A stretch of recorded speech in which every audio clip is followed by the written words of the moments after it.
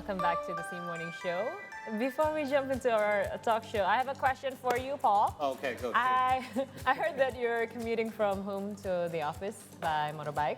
No. Well, motorbike is a stretch. It's a little scooter. It's a little scooter. Yes. It's a cute one. I love it. And it's orange, by the way. Why are you doing that, considering the air quality in Jakarta?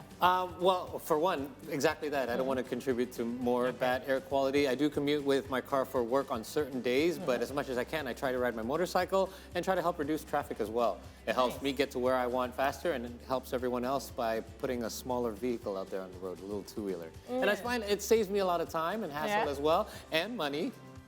Gas is pretty expensive. Efficient. That's All right. right. Now, but speaking of air pollution in Jakarta, the government is making an appeal to motorbike riders to buy and use electric motorbikes. Have you considered that? I have, possibly on my next one. I won't sell this one, though. This one's Next a one. classic. Okay.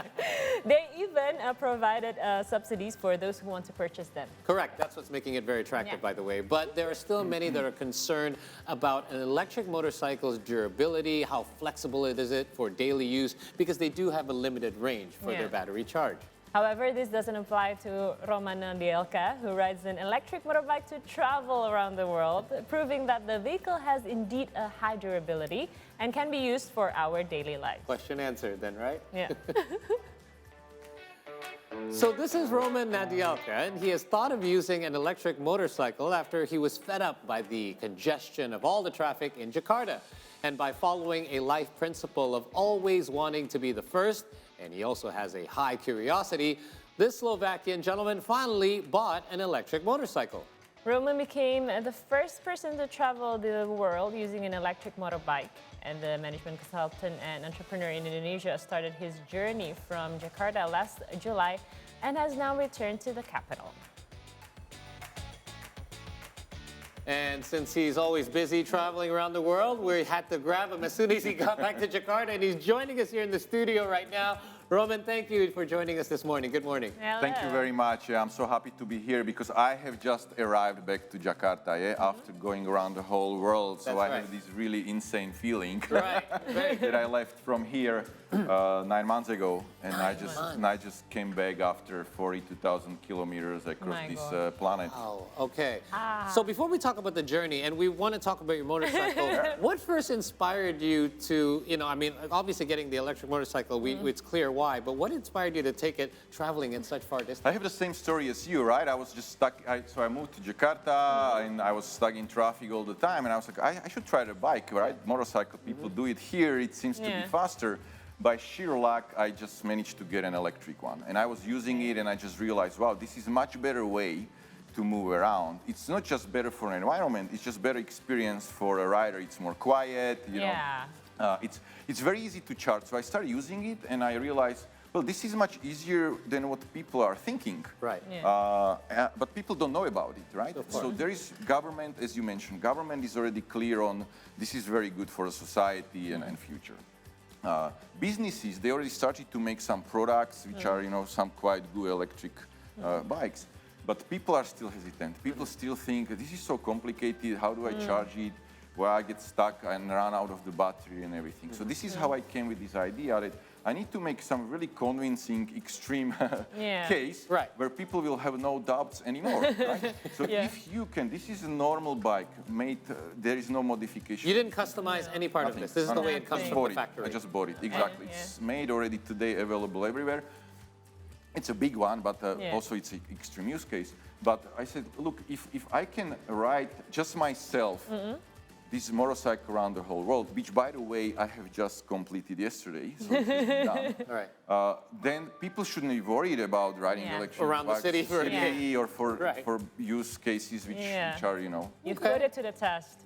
Now, can you share a little about your motorbike? Tell us a little bit about it, Well, so I've been riding electric motorcycle here before, and I had a different one which had a range around 100 kilometers. And I tried to ride that from Jakarta to Bali already like 3 years ago. And I realized it's possible, that you can really charge anywhere on the way. So that was my proof of concept, right? So if this is possible with 100 kilometers range, this bike I can do around 300 kilometers on one charge. Wow. So I knew with 3 times more, I could do the whole world, So I already knew that This company is making these bikes. I'm not associated with any brand or anything, Okay. right? This is an electric motorcycle. There are many electric motorcycles already. This is a big one because I need a big range. You don't need this range if you ride.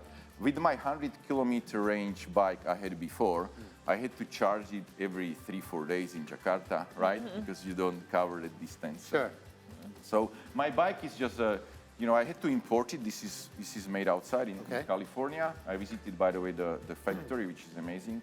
It's a piece of technology.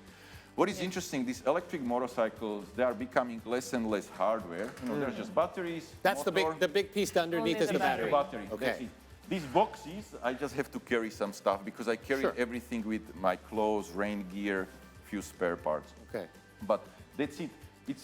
And then there is some software which is just running, the proper balancing of the battery, and that's it. It's a very powerful bike. Yeah. It has a 75 kilowatt motor, so you can enjoy it if you want. Yeah, no, apparently they have quite good acceleration because it's a lot lighter than a conventional motorcycle You as can well. go from 0 to 100 kilometers per hour in 2 seconds. Wow. You need the different tires, but it can be. It's possible. Yeah. So tell us about let's talk a little bit about the journey. Yeah. So you said 42,000. Correct. Wow. Riding plus, which is also important, there are like 25,000 transporting the bike, right? Of course. Because you have to cross continents. Correct. It was either in a container on a boat or in a crate on a plane. Okay. So you started in Jakarta. Yes. So tell us about where you. Well, I had a very clear route, and I was waiting until COVID finally finishes and opens up, right? So there was actually only one route I could do, and finally China opened. So I went from Jakarta, went to Sumatra, from Sumatra across to Malaysia, across the sea, and then from Malaysia I just did the Laos, Thailand, Laos, China. China was amazing, big country, and China was something which make me to see in real life what is my vision for Indonesia. In China, Really? they have completely banned combustion motorcycles in cities. Is that right?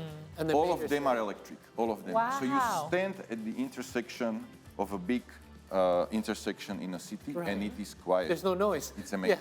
You can have a conversation. So the livability of cities is something which ideally I think with transformation into electric happens also in Indonesia. So that was really interesting experience for me because China is really electrified transport. And then from there, I just went to Kazakhstan. Kazakhstan was the biggest test for electric motorcycles. Why is that? It's completely empty country. There are huge steppes without anything, thousands of kilometers. I was riding for a week in just like open land without any vegetation and anything. Really? So I had stretches of 200, 250 kilometers, no phone signal, of course, no civilization. My God. Just camels and wind and rain. Okay. And camel. Right. So that would have been the most challenging part. Wow. Now, you obviously have to plan out this route very well. Yeah. You do have a 300-kilometer limited range when it comes to this. What was your plan, and what happens when you reach challenges such as where am I going to charge next? But tell us about the charging process because that's Well, the exactly. elephant in the It's room. planning, as you get it, right? This is not you wake up in the morning and I just go And cross Australian outback with you have 3,000 kilometers between Adelaide and Darwin, right? Right. So I had like overall route plan. Then I had more or less the country level plan, at least to know which route, especially countries like Kazakhstan or Australia. I really wanted to be the first bike to get into the middle of outback. So I had that level of like a country level planning. Okay. And then I had, for example, in the morning, I would just confirm like where I'm going to, for example, to stop on the way if I need some boost charging because I was, sometimes I did more than 300, right? Right.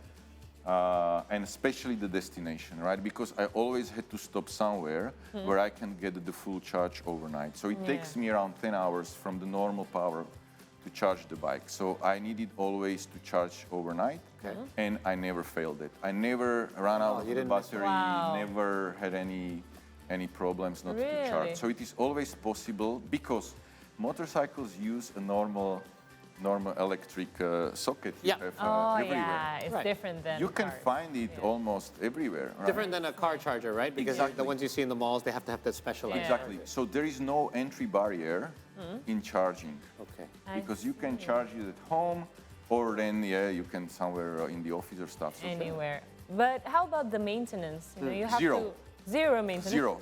So this is another thing. You don't have any filters, you don't have any oils, you don't have anything. You have your battery and everything. So the maintenance, I had to do only the traditional one. Okay. So I changed my tires. After 25,000 kilometers, I changed the tires. I changed the brake pads. And that's about it. And the belt. Really? There is a belt. You didn't carry anything inside your... I carried spare belt just in case it breaks. It did Right. not. I carry some tools. So what I had to do, okay, I had to do, there is a belt instead of a chain. Okay. And when you are changing climates, like for example, you go from a tropical 40 degrees into US where I hit the winter and snow, Right. it changes the tension. So I had to adjust the tension of that belt, which is very easy. You just do it with few tools. That was the only thing I had to do. I see. How many times did you have to do it? Well, I was changing climates a lot. Yeah, I was Yeah, I can imagine. almost every month, right? Because I would be in a rainy, humid season. But again, it's like you do it in 15 minutes. So that was the only thing. Other than that, I didn't have to do anything. I cleaned the bike. I tried to keep it clean. Yeah, washing it would probably be the only maintenance. So I want to talk about, I mean, we talk about how physically grueling this must be, having to travel, but there's also a huge mental aspect of traveling Right. so far, and you're traveling alone as well for these extraordinary distances. What was the preparation for that like, and how did you encounter any down times where you were like, wow, am I ever going to get there? Or were you just kind of, you know, you knew what your goal was and you just kept going, shooting for it? No, I had certainly many, because there were many single points of failure on this journey, right? No one has done this before, I just do it myself. Right. If they don't let me into the country, I have to finish. Sure. If I break the bike, I will finish. So I basically, I had a mindset, this will not happen. And it has happened. They didn't want to let me into the country. I dropped the bike in Laos, in some mountain, you know, alone in the mud. Basically, the mindset is, there is not a scenario I will not proceed. Okay. Because I have already invested so much time in preparation, and I already proceed so much. So the scenario of not being able to continue, so I had to take some extreme measures sometimes, but I never failed. And the way I framed it is that I have a clear purpose. This is not like I do a joyride or, no, I have a purpose to really show that this is possible. Yeah. And that purpose draw me through some tough moments, which I realize, as you said, of course you have tough moments, right? Yeah. But it drew me through those. I just, very simple, right? I just focus, I need to complete this, sometimes very mechanical, which very helps, right? Cannot be too emotional, just mechanical. What is the, you know, next best possible action I can take? Right, in order problem to solving, proceed? basically. Exactly. How about some, you know, human interactions and encounters that you've seen throughout? People are amazing. Really? People are so amazing. Did they know what you're doing? Like some of these people you encountered? You know, for example, I thought about police. How will police take it? Police is awesome. yeah? You know, I suddenly ride somewhere in Turkey and there is like siren behind me, like police car. Oh, they're going to stop me and everything. And they just pass by me and they're like, yeah. Because they're like, what license plate is this, right? They're probably not even familiar. You know, it's an electric and like, what is these guys? In some countries, of course, you don't meet any bikers. If you are in the, when I was crossing Australian outback, there was nobody. So everybody was like super excited to see a biker. And then when I tell them the story, I was in Australia, there is this big red rock called Uluru. It's in the middle of nowhere. I was the first electric bike there, ever. I managed to, you had to do a series of 250 kilometer steps. I go, then there is a hotel. And in the reception, there is a guy, and I look at him, and I was like, you look Indonesian, right? Are you Indonesian? I said, yeah, I work here. So come with me outside, I will show you something. And I took him to my bike and show him the number plate at the back. He was like, what is this? So, but what I want to say, people were absolutely awesome. The hospitality. When I stopped on my way and asked, excuse me, can I charge in your house? I think you have a power there. Of course. After 1 hour, I was charging there. They said, you know, this looks so long. Just please come inside. Have some food with us. You can take a rest here. Wow. It's so cool. People amazing. Yeah. People amazing. So I think you'll find that humanity is pretty nice everywhere you go, right? When you actually, especially when you're in need. So E.round the world, I love the name because I think it absolutely kind of encapsulates everything that you're trying to do with this journey. I came up with that. Yeah, awesome. That was really good. During your ride? Yes. And I'm sure you've convinced many, including myself. Like I did not know you can do a journey, you know, out of town, maybe if you go to Bandung from Jakarta, but I didn't know you could do cross country in Indonesia, let alone crossing countries as well. So now that you've completed this particular journey, what is your hopes for, you know, apart from obviously people starting to electrify themselves more into their lives, but your hopes and looking ahead, like what would be your next thing? You've accomplished such a huge goal already. Do you have another one in mind? Well, of course, right? And take a rest first, obviously. Well, I don't, because I just took a break from my work. So actually, I go back to my work. I work in consulting, so that's what I will do. I will focus more on this topic. But obviously, I think what is missing more and more is still some sort of innovation. Because once you electrify transport, then you can really unlock some innovations. The same happened when we digitized, for example, your phones, right? And suddenly there's so much innovation around it, what is happening. Right. So once this is electric, suddenly you can really, it's much easier to innovate. So what I'm going to do is to basically drive innovation through working together with the private sector and also government, especially in Indonesia, because this is where I am, because this is the second largest country with the motorcycle fleet in the world. Yes. So this is the 160 million. So I will really try to convert the most of those into electric, because I have seen firsthand that it's better. It's not just better for environment, it's better for people using those bikes and for the livability and society. I agree. And I think infrastructure just has to catch up. I mean, when everyone has smartphones, you need to have internet connections everywhere. Now, if everyone has electric vehicles, you're going to have that infrastructure where people can charge a lot easier as well. Exactly. But again, it's a lot easier with motorcycles. It is. You already have it at home, yeah? You charge it like your home, like your phone. So it's much easier than cars, for example. All right. Roman, thank you so much for coming by. We know that you just came back from an incredibly long journey, but we're glad you're able to stop by and bring your motorcycle as well. It's very inspiring what you did. Thank you so much. Next time we will have a ride on your new electric bike. Okay, hopefully with soon. Your scooter. Yeah, just get the approval from my wife first. Motorcycle. All right.